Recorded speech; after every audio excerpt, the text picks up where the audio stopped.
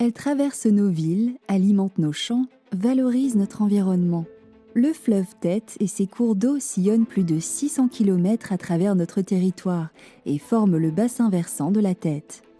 Parfois violente et torrentielle, à d'autres moments calme jusqu'à la sec, la Tête se peint du bleu glacier à l'ocre boueux.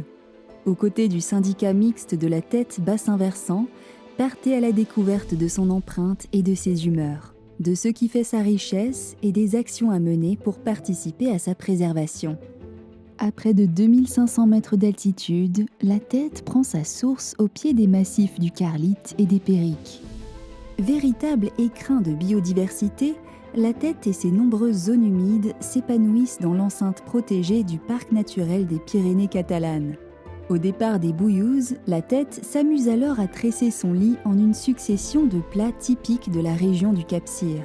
Prisé des randonneurs, cet espace naturel favorise le développement d'activités agricoles comme l'élevage, marqué par la montée en estive des animaux. Alain Mangeot, ancien conservateur de la réserve naturelle de Noëde. Aujourd'hui, ici, je suis plutôt en tant que randonneur.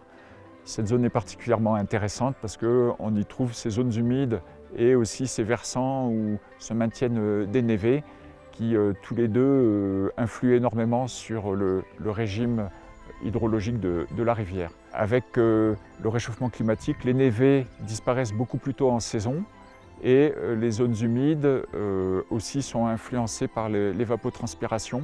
Tout ça se traduit par une modification profonde du régime et donc de l'écologie, notamment d'espèces aussi emblématiques que le dessement des Pyrénées, qui est un insectivore, et le calotryton des Pyrénées, qui est aussi une espèce endémique.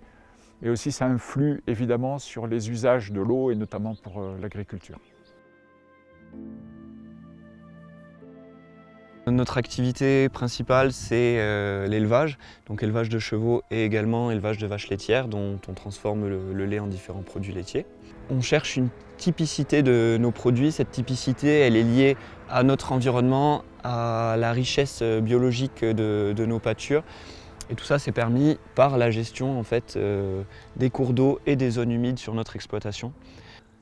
C'est un pâturage géré, c'est-à-dire que les animaux vont tourner de parcelle en parcelle pour ne pas surexploiter. On va gérer les berges des cours d'eau pour pas créer d'effondrement dans les cours d'eau et en même temps permettre aux animaux de boire. La transhumance, pour nous, ça nous permet d'avoir accès à des terrains immenses et ainsi de ne pas surpâturer et toujours garder les milieux montagnards ouverts. Donc deux axes de transhumance, l'axe du Rialet, depuis notre exploitation jusqu'à la source du Rialet, et l'axe de la Tête, toujours de notre exploitation, jusqu'aux sources de la Tête qui se trouvent au-dessus des Bouillouzes.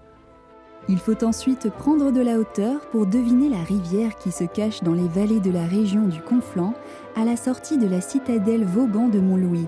Au sud, l'une de ces montagnes culmine à 2783 mètres d'altitude, c'est le Canigou. Quant au nord s'élève le massif du Madre.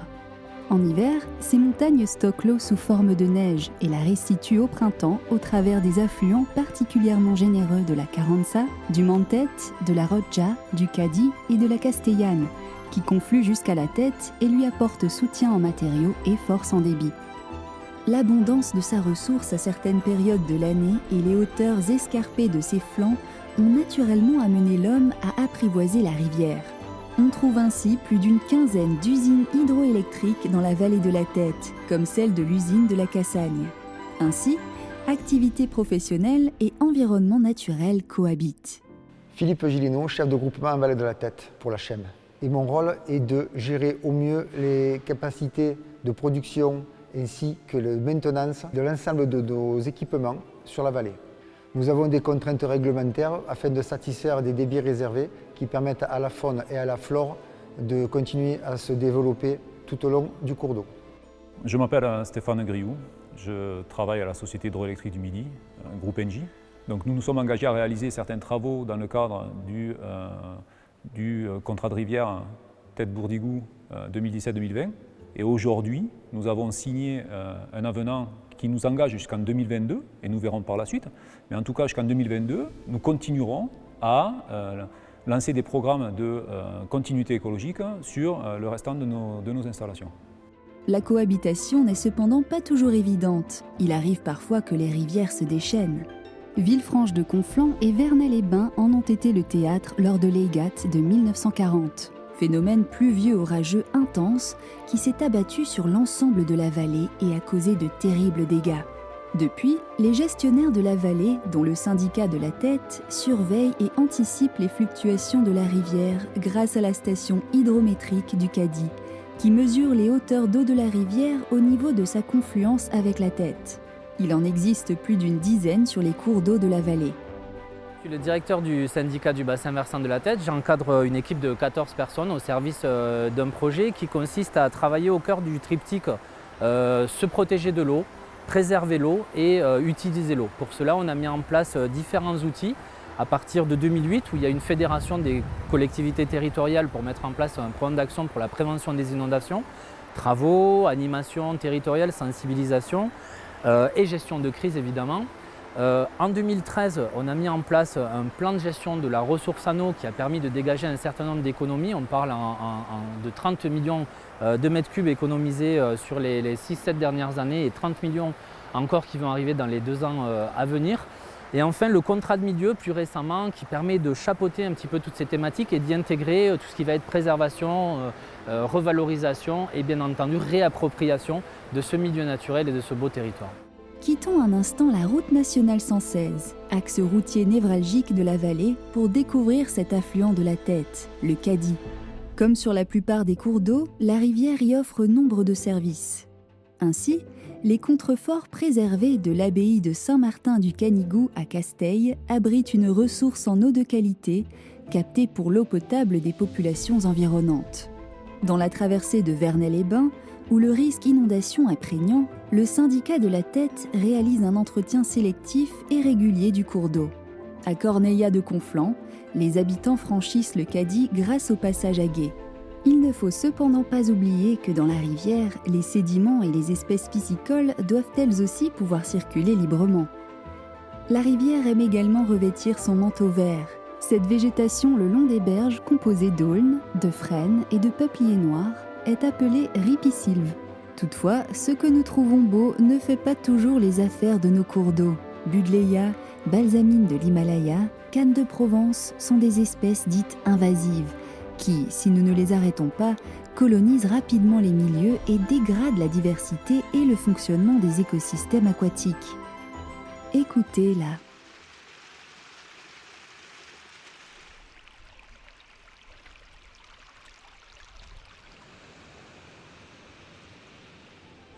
À mi-chemin se dresse le barrage de Vinça, propriété du département des Pyrénées-Orientales.